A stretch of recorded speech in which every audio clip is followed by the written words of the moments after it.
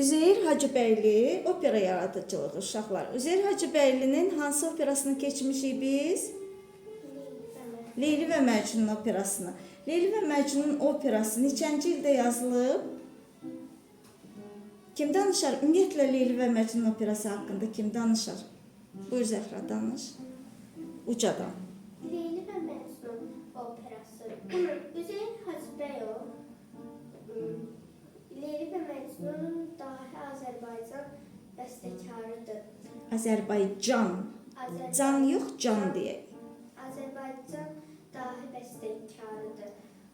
Musiqi dünyasının peyğəmbəri sayılan Məhəmməd Füzulinin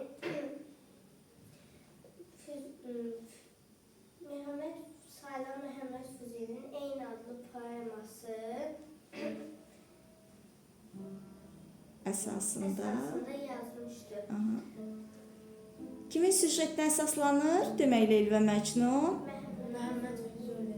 Aha, bəli. Məhəmməd Füzulinin süjetindən götürülmüşdü.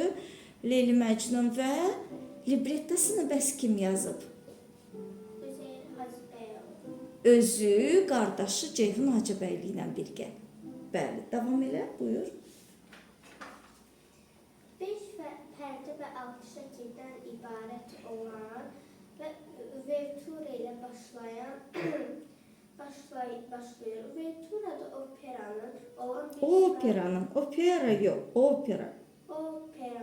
Operada olan bir sıra mövzuların səslənir. Bundan sonra Şəbi Hicran xoru səslənir. O sanki başlanacaq faciəyə hazırlaşdırır. İndi bircə dəqiqə onu dinləyək, eləş, davam eləyək yenə. Demək uşaqlar, Üzeyir bəyin neçə muğam operası var? 6 muğam operası var və necə ki bütün şərqdə ilk milli opera olan, ilk klasik opera olan Koroğlunun yazan Üzeyir bəy olub 1937-ci ildə ilk klasik operanın, ilk klasik musiqimizin təməlini kim qoyub? Üzeyir bəy. Eləcə də ilk milli opera daha əvvəl yazılmışdı və ilk milli opera 1908-ci ildə nəinki Azərbaycanda, bütün şərqdə ilk milli operanın təməlini qoyan kim olmuşdu? Üzeyir bəy olmuşdu. Bəli, Üzeyir Hacıbəyli olmuşdu. Üzeyir bəyin neçə muğam operası var? 6 muğam operası var. Onlardan birincisi hansıdır? Leyli və Məcnun operasıdır. Niyə muğam operası? Çünki muğamlar üzərindədir və xalq mahnılarından, xalq musiqimizdən bol-bol istifadə edib Üzeyir bəy bu operada. Və niyə məhz muğam operası yazmışdı? Çünki muğam xalqa yaxın idi, muğam xalqın sevdiyi idi, muğam xalqın anladığı, qavradığı idi və ona görə də ilk olaraq Üzeyir bəy nə etmişdi? Muğam operası yazmışdı. Və bu muğam operalar hansılardır? Leyli və Məcnun. Bəli. Əsli və Kələ. Bəli, 1909. Hərəsi bir il bir-birindən fərqlənir. 1909-da hansını yazdı? Ardıcıl deyir. Şeyx Sənan. 1910-da Rüstəm və Zöhrab. 1911-də Şah Abbas və Xurşud Banu. 1912-də Əsli və Kərəm. 1915-ci ildə də Harun və Leyla. Və ömrünün sonunda da bir opera yazmışdı. Operanın adı nə idi uşaqlar? Əhsən. Hansı nömrə qalıb bu günümüzə qədər gəlib çatıb? Bəli, yalnız Firuzənin ariyası gəlib çatıb bizə. Bəli. Və həmçinin də Koroğlu operası, düzdürmü? İlk klasik opera idi. Artıq 1937-ci ildə yazmışdı. İndi qaydaq yenidən Leyli və Məcnun operasına. Dedik ki, kimin süjeti əsasındadır? Füzulinin süjeti əsasındadır və Füzuli burada Füzulinin süjeti əsasında operanın librettasını kim yazıb? Özü yazıb, bəli. Qardaşı Ceyhun Hacıbəyli birgə. Bütün Koroğludan başqa demək olar bütün əsərlərinin libretta müəllifi özü kimdir? Bəstəkarın özüdür. Üzeyir bəyin özü yazıb librettalarını. İstər Arşın Malalan olsun, istər musiqili komediyalar Ər və Arvad olsun, Arşın Malalan olsun, istər operalar olsun, Koroğludan başqa. Aydındır? Demək, hamısının müəllifi, libretto müəllifi kimdir? Librettist deyirlər buna, librettoçu. Librettosunu kim yazıb? Üzeyir bəy özü yazıb. Bəli, Üzeyir bəy özü yazıb. İndi gəlin, baxaq görək, dinləyək. Opera uşaqlar 5 pərdə və 6 şəkildən ibarətdir. Bircə dəqiqə. Oy, bir dəqiqə yenə.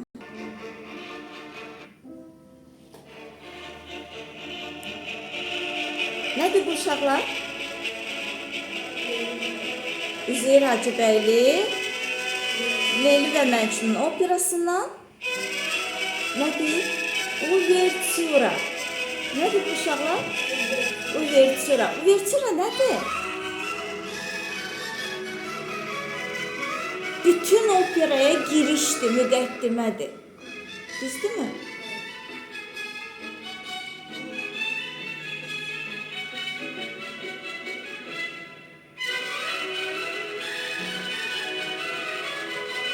Sizcə niyə Üzeyir bəy məhz Füzuliyə müraciət edir? Nizaminin Leyli Məcnununa deyil də Füzulinin Leyli Məcnununa müraciət edir. Bircə dəqiqə. Necə? Çünki o musiqi yazısı Peyğəmbəri sayıldığı üçün. Ona görə ki, Nizami, naz, nicat, işrət, belə deyək də, vüsala yetmə bir şair idi. Amma Füzulidə ilahi eşq tərənnüm olunur. Füzuli Allaha olan eşqi, sevgini tərənnüm edən bir şairdir. Ona görə məhz Füzuliyə müraciət edib. Aydındırmı? Və eyni zamanda Füzuli nədir? Qəm karvanıdır. Füzuli fəlsəfədir, Füzuli hicrandır, ayrılıqdır. Harda qovuşma yoxdursa, orada həmişə onun niskili qalır və orada həmişə əlçatmaz olan bir şey həmişə ülvi qalır, pak qalır və gözəl qalır. Həmişə dillər əzbəri olur. Füzulidə nə ilə nəticələnir sonda? Faciə ilə nəticələnir sonluqda. Füzuli nəzmlə yazıb və doğma dilimizdə qələmə alıb. Füzuli bilirik ki, fars dilində də yazırdı, ərəb dilində də yazırdı, doğma dilimizdə də yazırdı, düzdürmü? Amma Nizami bunu farsça yazıb, Leyli və Məcnunu bunu yox. Leyli və Məcnunu farsça yazıb, amma Nizaminin də Leyli və Məcnuna Qara Qarayev, bəstəkar Qara Qarayev Leyli və Məcnun simfonik poemasını yazıb. Amma bu başqa məsələdir. Bunu hələlik saxlayırıq və qaydırıq Leyli və Məcnun operasına. Leyli və Məcnun operası deyirik muğam operasıdır. Həm də nəyə görə muğam operası da deyirik uşaqlar? Operada qəhrəmanların obrazını, xarakterini hansı nömrələr açırıq? Ariyalar, düzdür? Ariyalar qəhrəmanın xarakterini, obrazını, xüsusiyyətlərini açır. Amma burada qəhrəmanların obrazını məhz muğamlar açır. Aydındırmı? Muğamlardan sırf olduğu kimi muğamlardan istifadə edib Üzeyir bəy ariya əvəzinə, arioza əvəzinə, arioza deyil, burada muğamlar açır. Və hətta partiturasında, ilkin partiturasında belə bəstəkar orada muğamları təbii ki nota salmamışdı partituranın içərisinə və nə yazmışdı? Sadəcə sözlə yazmışdı, qeydlər yazmışdı ki, burada filan muğamdan parça oxunacaq. Və bu versiyaya partitura yox, direksiyon deyilirdi. Direksiyon nədir? Bax, izah etdiyim hansı ki, hər bir oradakı o muğam parçaları ki var idi, notları yox idi, amma sözlə qeyd olunmuşdu. Bax, buna nə deyilirdi? Direksiyon deyilirdi. Və Üzeyir bəy həm də skripka ustası idi. Skripkada gözəl, mahir skripka ifaçısı idi. Hətta ilk premyerasında operanın kim ifa etmişdi? Skripkada özü belə ifa etmişdi. Qurban Primov kimi tarzənimiz ifa etmişdi. Üzeyir bəy özü ifa etmişdi orkestrdə, skripkada ilk tamaşasında Leyli və Məcnun. Və Leyli və Məcnun o hələ lap uşaq ikən 1800-cü illərdə tamaşasını oynamışdı və ondan xatirində qalmışdı. O qədər ona təsir etmişdi ki, güclü təsir göstərmişdi ki və daha sonraki illər o nə etmişdi? 1908-ci ildə o Leyli və Məcnun operasını bəstələmişdi, yazmışdı. Aydındırmı? Və əsərin bu operada xor səhnələri var, kiçik rəqs nömrələri var, duetlər var, kütləvi səhnələr var və o ənənəvi opera səhnələri var. Əsərin librettosu 1912-ci ildə, klaviri isə 1959-cu ildə. Partiturası 1983-cü ildə çap olunub. İndi və opera neçə pərdədən ibarətdir uşaqlar? 5 pərdə, 6 şəkildən. Bəli, bir də dinləyək, bu nədir? Üzeyir bəy, Leyli və Məcnun operasından uvertüra tamamilə doğrudur. Demək, opera müqəddimə ilə başlayır. Düzdürmü? Bax, bu nədir? Bu heyratı zərbi muğamı üzərindədir və opera uvertüradan ikinci mövzudur. Nofəlin obrazını sədciyyələndirən leytmotiv keçir. Leytmotivdir. Oy, üzürlü bilin. Demək uşaqlar, 6 xanəli giriş mövzusundan sonra uvertürada heyratı zərbi muğamı üzərində ərəb qəbilələrindən birinin başçısı olan Nofəlin mövzusu səslənir. Düzdür? Bir də girişi dinləyək. 2 3 5 6. Bu bitti. İndi bax nə başladı? Heyratı zərbi muğamı üzərində Nofəlin mövzusu səslənir, leytmotivi. Marşvari ruhludur, düzdür, leytmotiv. Və sadə 3 hissəli formadadır.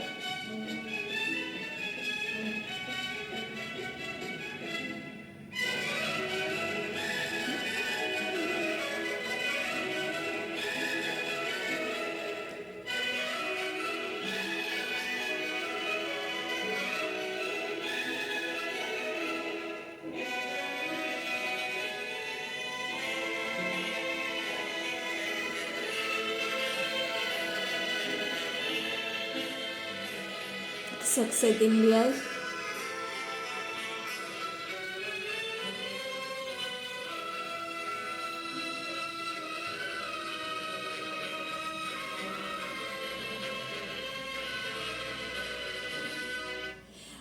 Davamına danış qızım.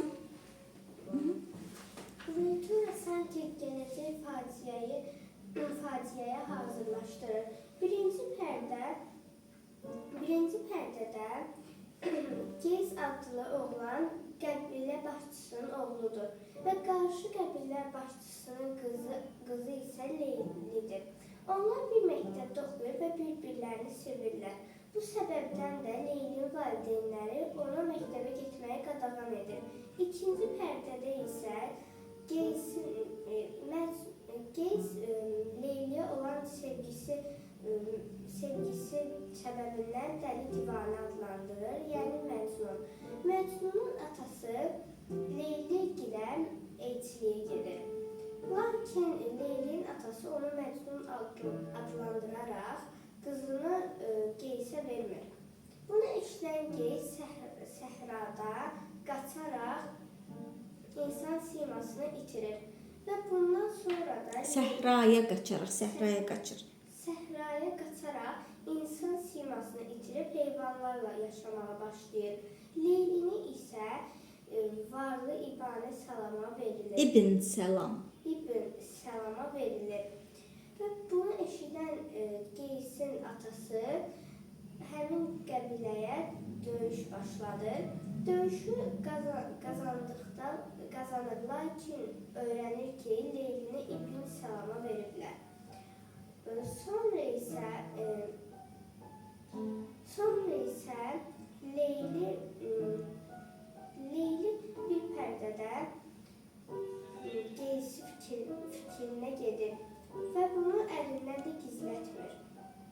Və bunun qurtuluşunu önündə tapır və digər pərdədə isə Leylinin qəlbinin üstündə Məcnunun mahnı oxuyaraq can verdiyini görürük. Təşəkkür. Gəlin indi bir də bax bu əsəri dinləyək, hissə-hissə dinləyək bircə dəqiqə. Belə oldu uşaqlar? Nədir bu? Uvertüra, Üzeyir bəy. Leyli və Məcnun operasının uvertüra. Bu isə nədir? Nofəlin leytmotivi. Hansı muğam üzərində? Heyrati zərbi muğamı üzərində. Aha. Dinləyək. İndi nə səslənir uşaqlar?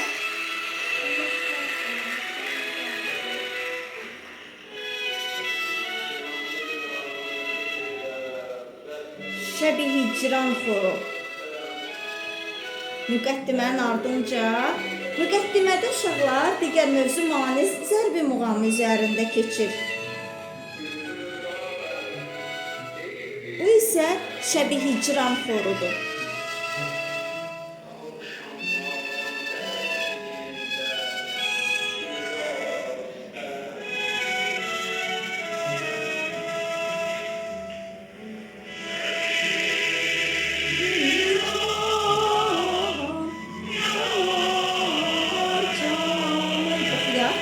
Yaxşı qalsın.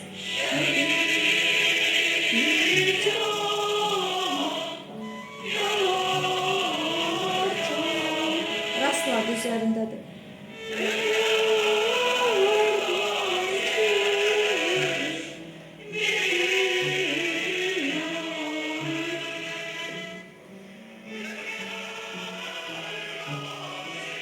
Bu nədir? Operada baş verəcək faciəyə psixoloji hazırlıqdır. Ayrılıq həsrəti çəkən sevgililərin qara bəxtindən şikayəti, kədərli ah naləsidir. Operanın emosional halətini hazırlayır. İki səsli bir xordur. Və bəstəkarın yaratdığı çox səslinin ilk sadə nümunəsidir. Sadə iki hissəli formadadır bu xor.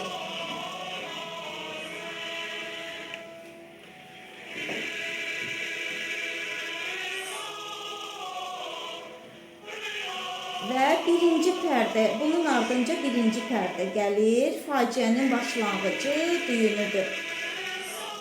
Bəni Əmir qəbiləsinin başçısının oğlu Qeys və qonşu qəbilənin başçısının qızı Leyli eyni məktəbdə oxuyurlar. Onlar bir-birlərini sevirlər, Leyli və indi dinləyək onların duetini. Leyli və Məcnunun duetini. Bu demək nə oldu uşaqlar? Xor, şəbi hicran xoru idi. Bu şəbi hicran xoru idi. Leyli və Məcnunun dueti. Seygahla üzərində.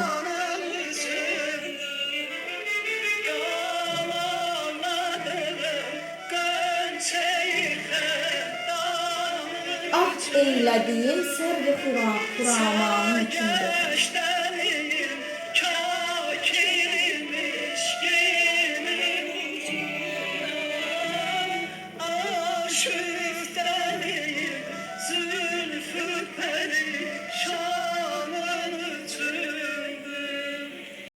Nə idi bu dinlədiyimiz uşaqlar?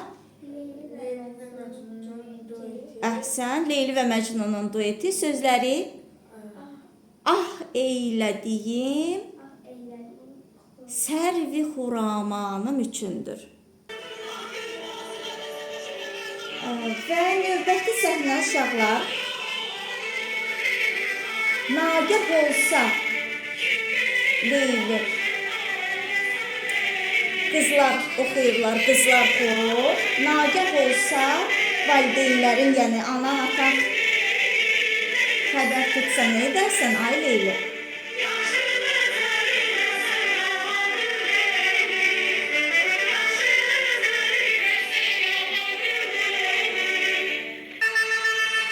Bir də dinləyək. Nagah olsa.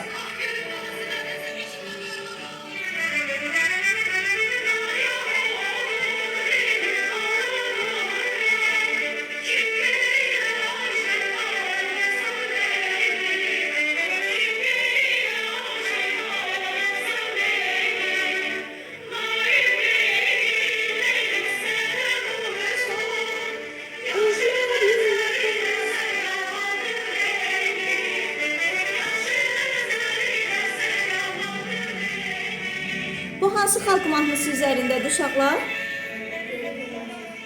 Hansı xalq mahnısı üzərindədir? Evləri var xana. Hansı xalq mahnısı üzərində oldu? Evləri var xana. Evləri var gülüm xana. Bir də dinləyək.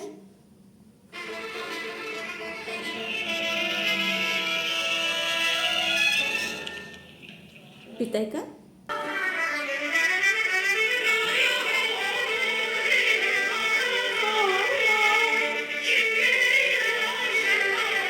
Demək neydi Üzeyir bəy? Xalq mahnısından, evləri var xana, xalq mahnısından istifadə edib burada.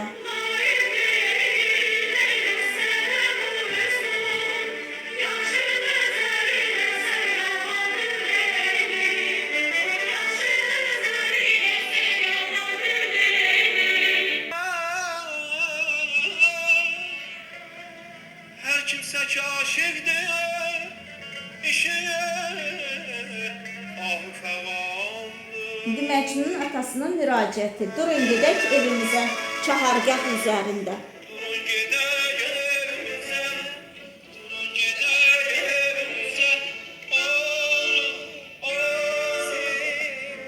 Ataya eşkin havası, beni mecnun edecek. Məcnunun atasına müraciəti.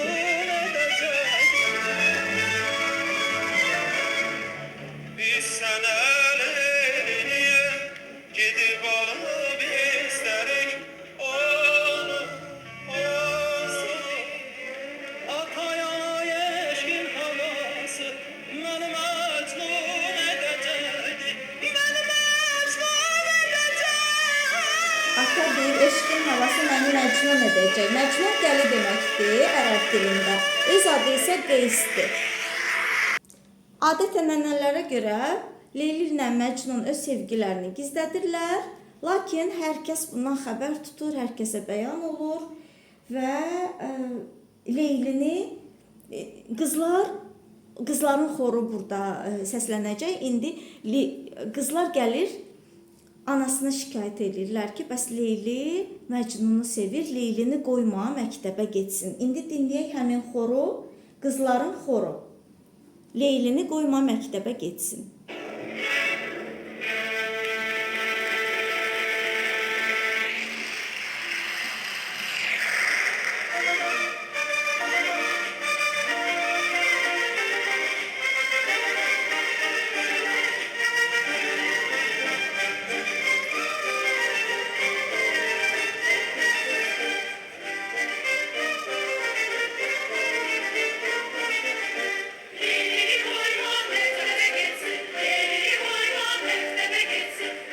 Yaxşı adını yaman edir Leyli xalqın içində.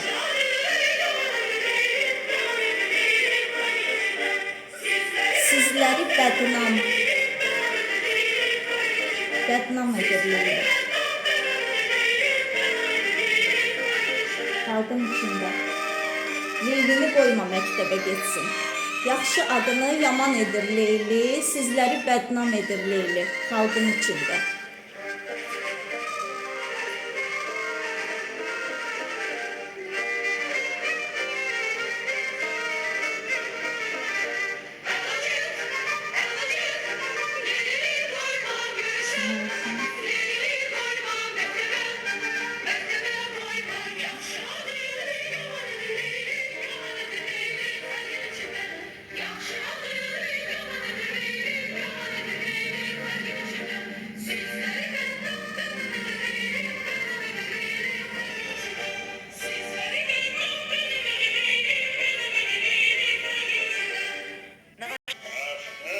Və bu səhnə Leylinin evinə Məcnunun elçiləri gəlib. Leylinin evidir və indi ərəblər vermə xoru oxuyacaqlar. Leylini Məcnuna vermə. Onu Qeys deyirlər, Məcnun deyirlər daha doğrusu.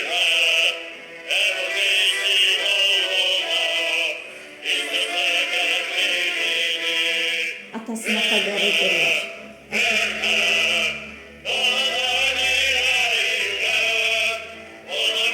Ona Məcnun deyirlər. Nəyə lazım ki Leyli? Ərə getsin Məcnuna, dəliyə yəni. Ona kən eyləyirlər. Ona Məcnun deyirlər.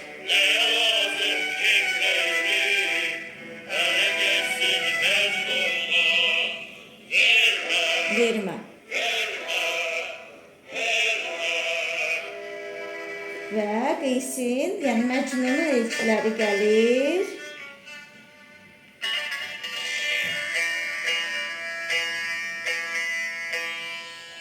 Baxın.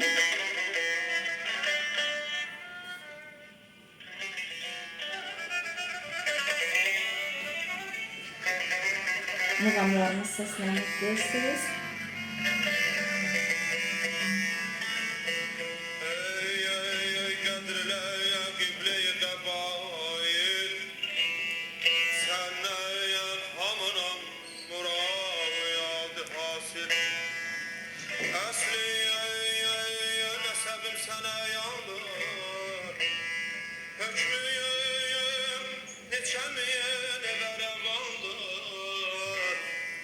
مشهور قبایلم سخاده معروف توایفم قطاده نخلی یمن سمر ایسه منه جوهر veribdir hala dilərəm bu tür fəlölü Allah sənə elə bir gövhər verib ki, Leylini nəzərdə tutur. Leyli kimi ləl cəvahirat bir gövhər, inci verib sənə, onu istəməyə gəlmişik səndən.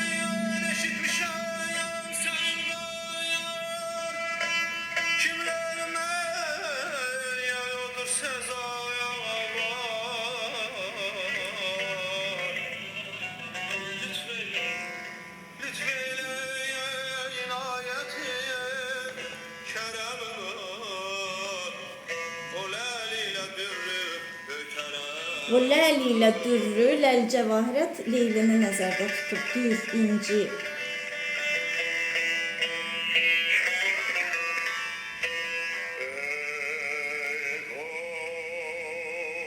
Məcnunun atası. Daha doğrusu Leylinin atası.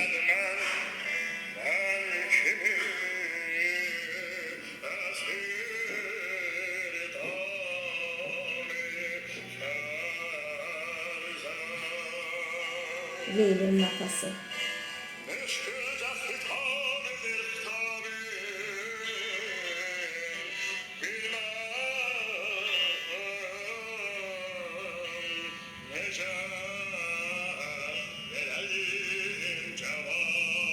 Necə deyir, xitab edin, müraciət edim sənə, necə verim cavabını bilmirəm.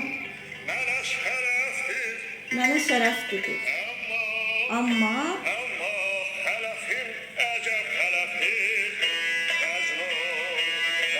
Əziz xələf nə deməkdir? Əzizi xələf, əzizin mənə əzizdir. Məcnuna mənim qızım nə layiq?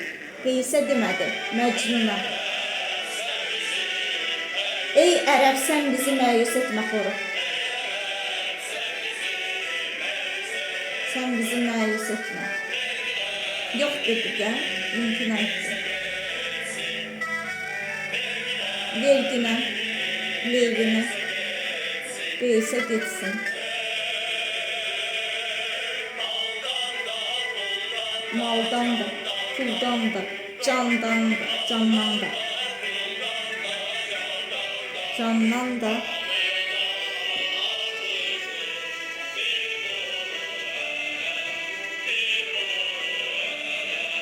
Bil buna əri. Vermərəm.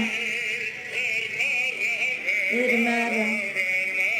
Leylinin atasının rədd cavabı. Vermərəm, vermərəm, vermərəm.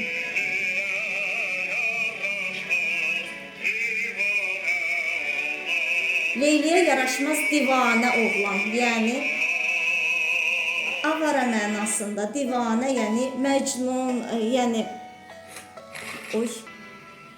yəni məcnun, dəli, yəni işi gücü olmayan bu mənada deyil.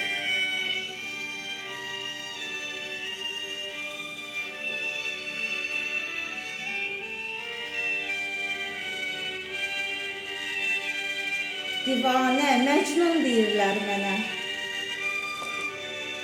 Məcnun deyə qız gileylənir.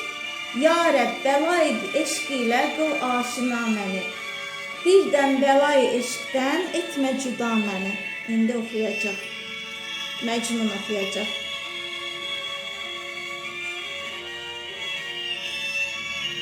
Mənə deyir divanə, məcnun deyirlər, mənə dəli deyirlər.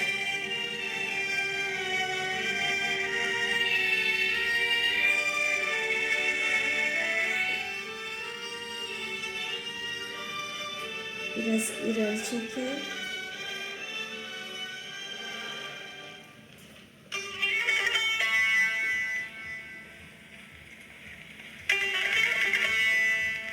Divane, mecnun, deyirlər mənə mecnun. Əhli aləm, olsun, mənə bir cünun sənlər. Ya Rəbb, ya Rəbb, aşkına. Ya Rəbb, bəlayı eşq ilə qıl aşina məni.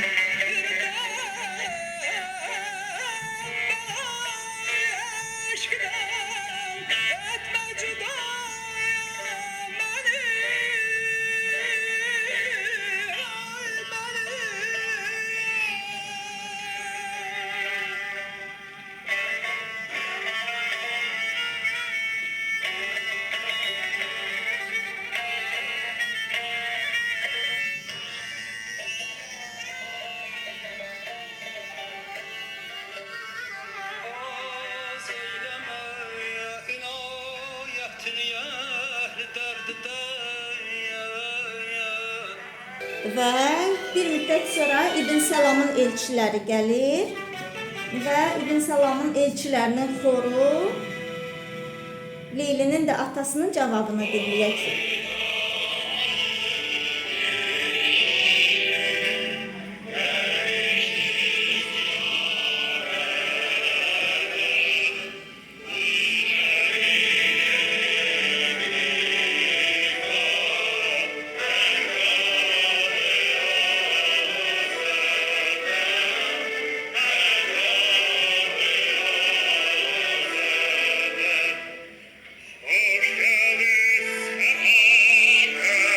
Şimdi bu Leylinin atası. Bir hoş gelmişsiniz.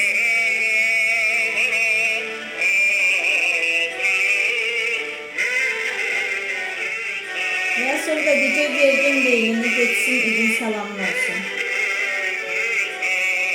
Leylini zorla dövlətli, gənc olan İbn Salam'a verirlər.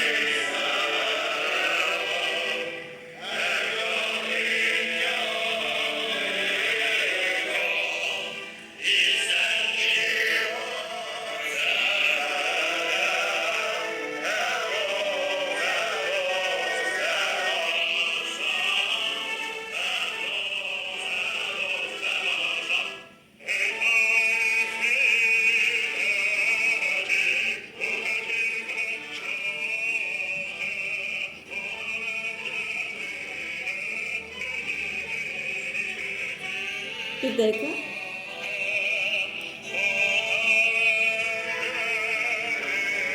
Verdim Leylini geçsin.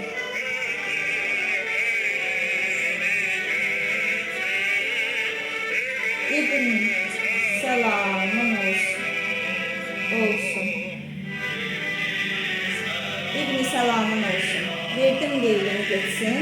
Səlamı olsun. Və neynədilər burada? Leylini verdilər İbn Səlama. Və üçüncü şəkildə İbn Səlamın evi təsvir edilir. Baxın, səhnənin bir tərəfi küçədir. Məcnunun dostu Zeyd və Məcnun küçədə dayanıblar. Otaqda toy məclisidir. Rəqs səslənir. Baxın. Bu rəqs sadə üç hissəli formadadır. Baxın rəqsə.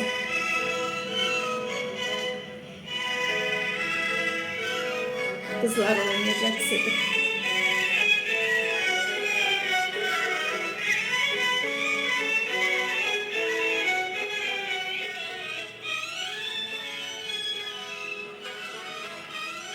Nədir bu? Üçüncü şəkildən, ikinci pərdə üçüncü şəkildən rəqs.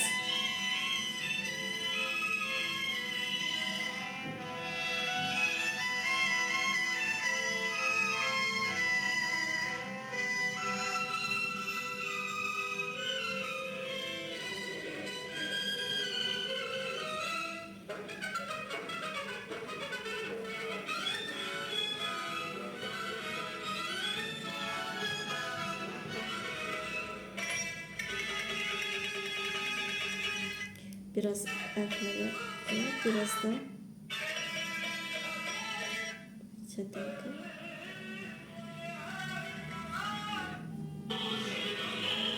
Aha. İndi mübarək olsun toyun sənin. Xor ifadır.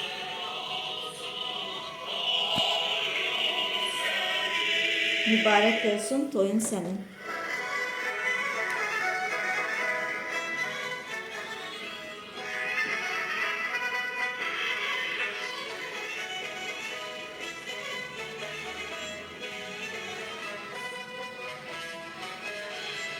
Və bunun ardınca gələcək üçüncü pərdədən Leyli İbn Səlamın artıq evindədir, toy olub, düzdür, uşaqlar toy oldu və Leyli artıq İbn Səlamın evindədir.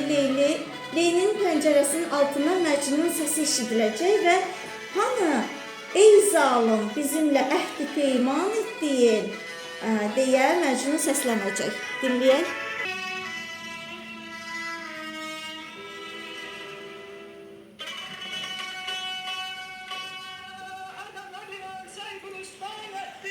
Məcnunun səsi gəlir.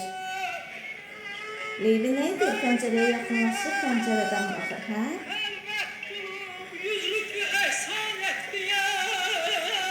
Hamı ey zalım bizimlə əhd-i peyman etdiyin.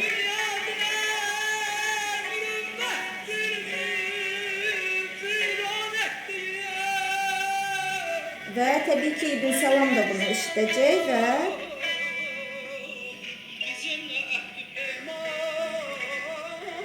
gəlib Leylidən soruşacaq ki, Leyli, söylə Leyli, doğrusunu söylə, sən də mi ona aşıqsən? Leyli və İbn Səlamın dueti səslənir uşaqlar.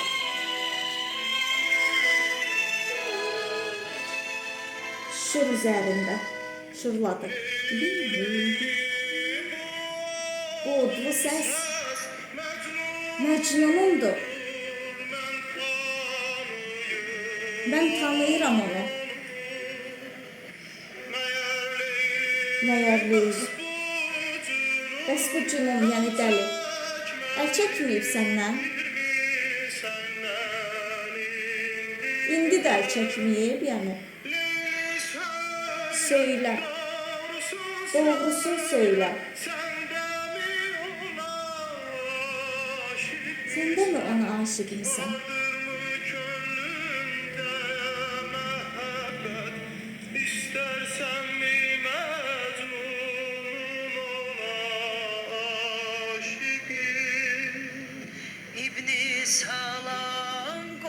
Leylinin cevabı. Qoy deyir doğrusunu söyleyeyim.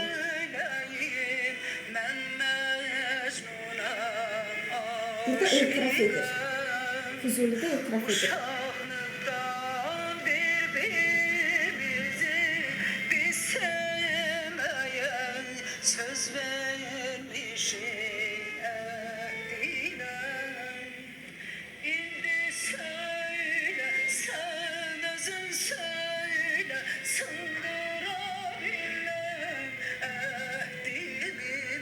Sindirə bilərəmmi əhdimi?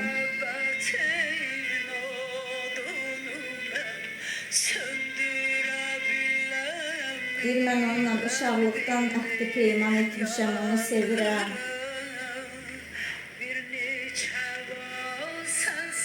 Sən səbr elə deyir.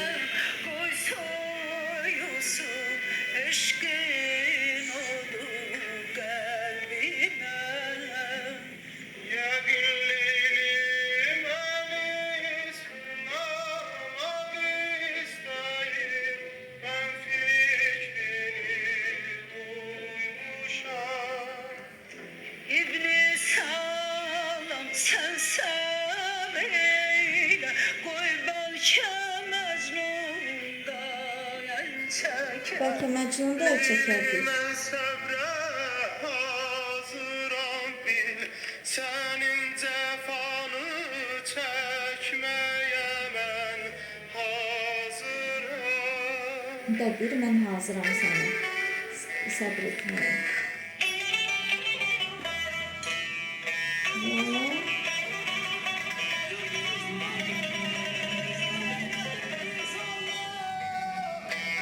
Və aşağı və nə səslənəcək? İndi səslənəcək ki, Məcnun, Məcnun dur gedək. Bu rəqibinin evidir. Yəni artıq ailəlidir o.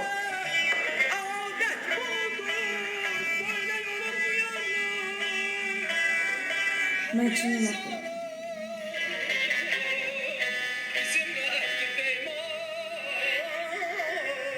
Sizdə adət buyurmadı deyir. Məcnun. Dur gedək, bu rəqibinin evidir.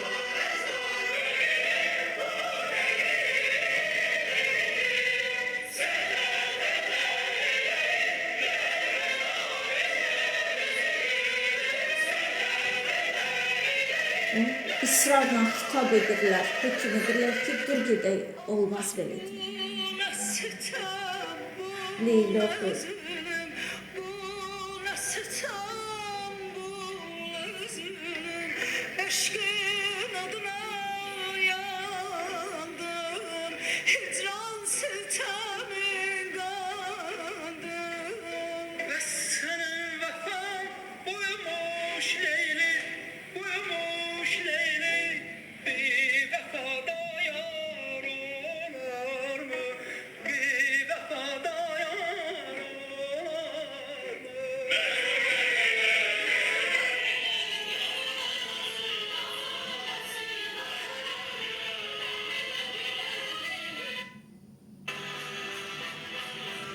Və Məcnun dərdəlindən səhraya qaçır.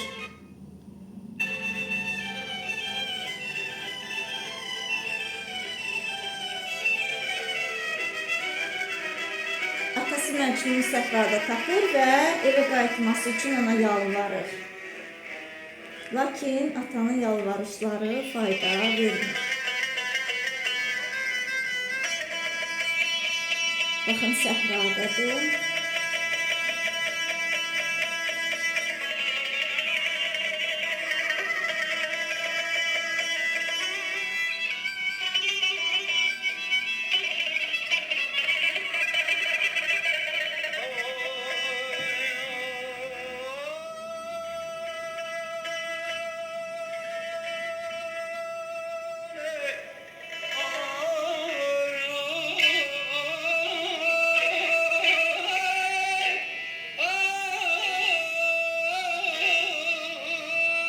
Və Məcnunun gözünə sevgilisinin siması görünür, Leyla onun gözünə görünür və səhnə arxasında bu gələn yara bənzər qızlar xoru səslənir, dinləyək.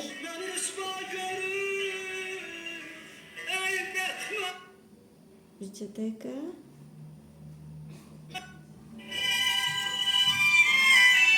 Bir dəqiqə, bir.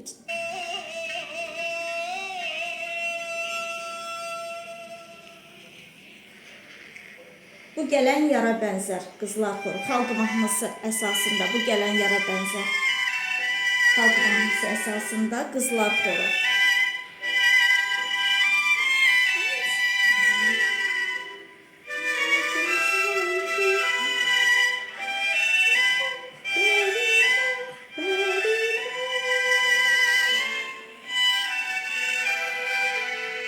Bu gələn yara bənzər.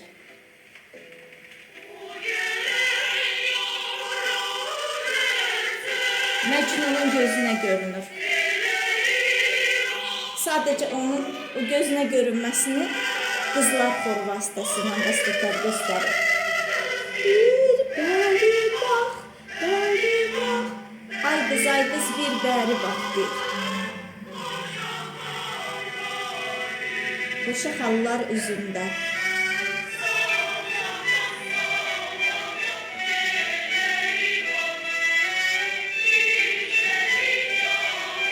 Hansı xalq mahnısı üzərindədir?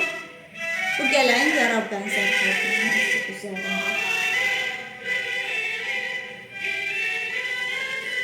Demək, hadisələrin sürətli gedişatında Nofəli səciyyələndirən heyratı səslənəcək.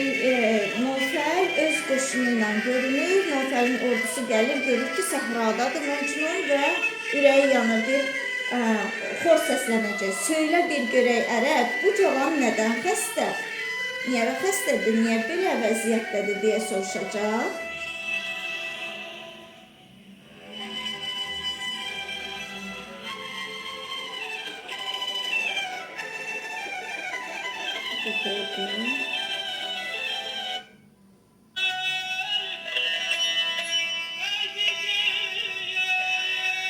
Birazcık. Aha. Nofəl var, geldi.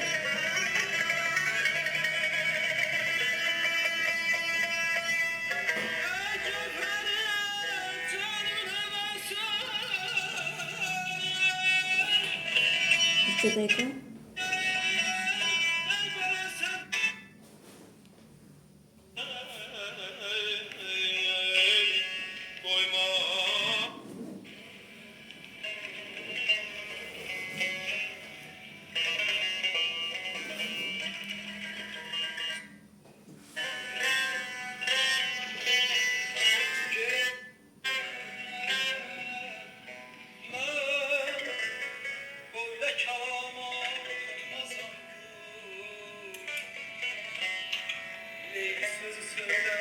Məcnun oxuyur. Gəl eyli denən, ya da çıx getdir. Söylə bir görək ərəb, bu cavan nədən xəstə? Xor.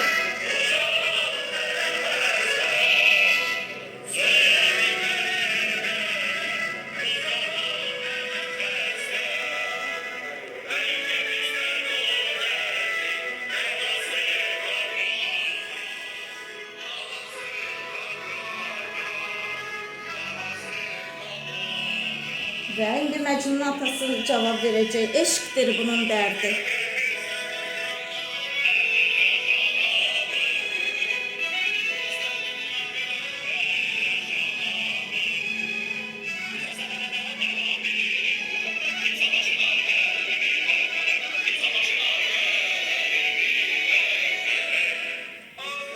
Eşqdir bunun dərdi. Məcnunun atası cavab verəcək.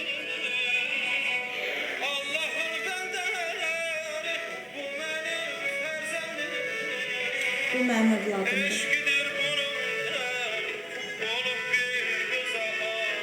Olub bir qıza aşık.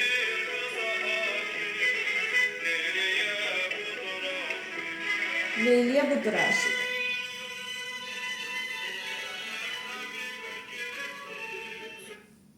Və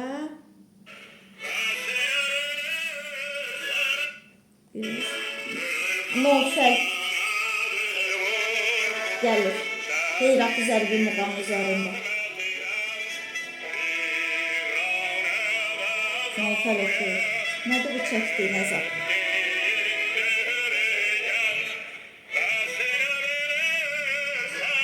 Məcnunu və qoca atasının dərdini eşidəndən sonra Nofəl onlara kömək etmək qərarına gəlir. Və Məcnun atası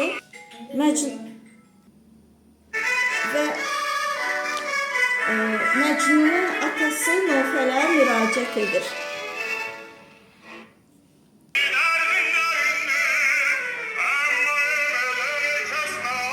Və bundan sonra qoyun çalma səhnəsi Nofər təklif edir ki, Leylini Məcnuna ərə versinlər. Leylinin atası buna imtina edir, vuruşma başlayır. Nofər Leylinin atasının qəbiləsinə qalib gəlir, lakin Leylinin atası bildirir ki, qızı artıq İbn Salama verib.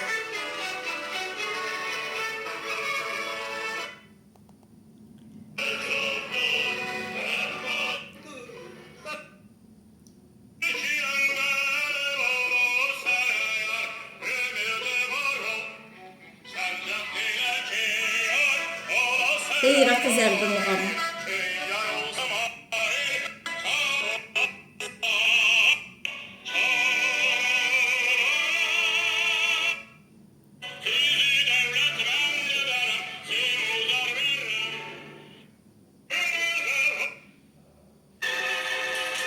Və burada döyüş səhnəsi başlayır.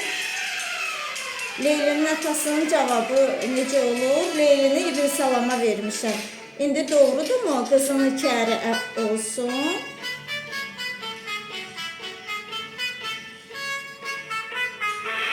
İndi razı olma, iki eli olsun kızım. Alırsa topuna, işte Və Nofər qanun qarşısında nə edir? Geri çəkilir. Çünki özgə gəlinə toxunulmazdı.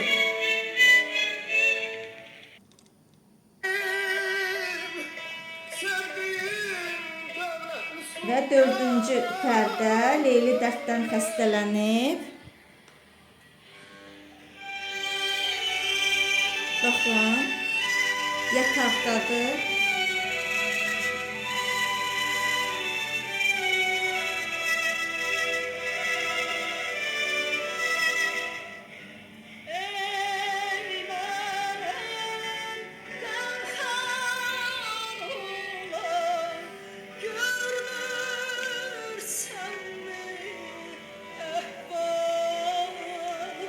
Ey mənə qəmxar olan, görürsənmi əhvalımı?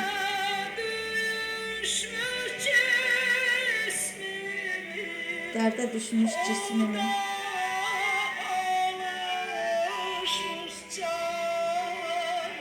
Və 5-ci pərdənin birinci şəklində Arazbarı Arazbarı ritmik muğamı səslənəcək, zərbi muğamı.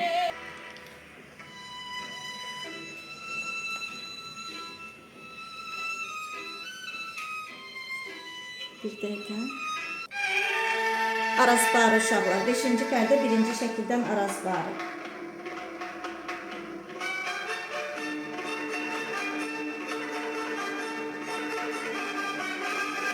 Və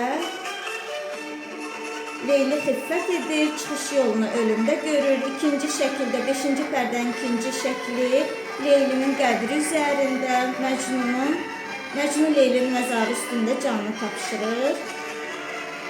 Leylinin qəbri üstündə. Və operanın sonunda xor Leyli və Məcnunun faciəli məhəbbətini tərənnüm edən həmin o Şəb-i Hicran, başlanğıcda olan Şəb-i Hicran xoru ilə tamamlanır, bitir. Məcnun, baxın, Leylinin qəbri üstündədir.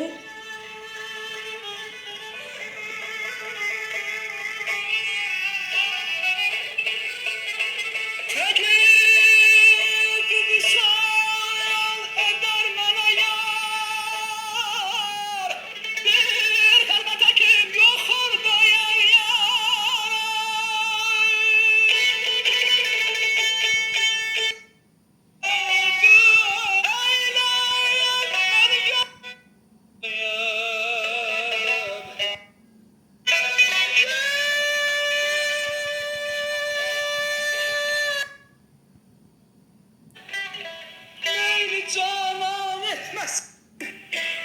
Her kim ki kıymat canına. Hər kim ki qıymaz canına. Canını canana vermeydir. Kemal aşıkın vermeyen can. Ekrem etmek gerek. Və İndi nə səslənəcək uşaqlar sonda? Şəbi Hicran xoru.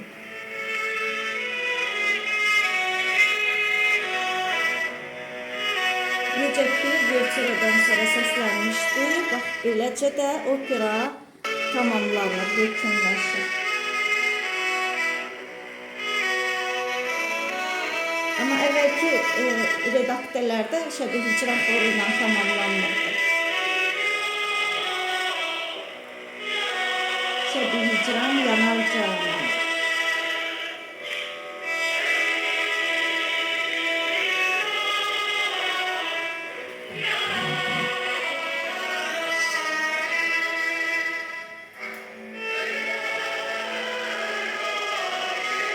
Təkərqan, çeşmi giviyanım, gözlərimdən yəni qanlı yaş axar. Hicran ayrılıq deməkdir. Şəbi hicran, ayrılıqdan canım yanar, yanar canım. Təkərqan, çeşmi giviyanım, gözlərimdən qanlı yaş axar. Oyadar xəlqi əfqanı. Qara bəxtim oyanmazmı?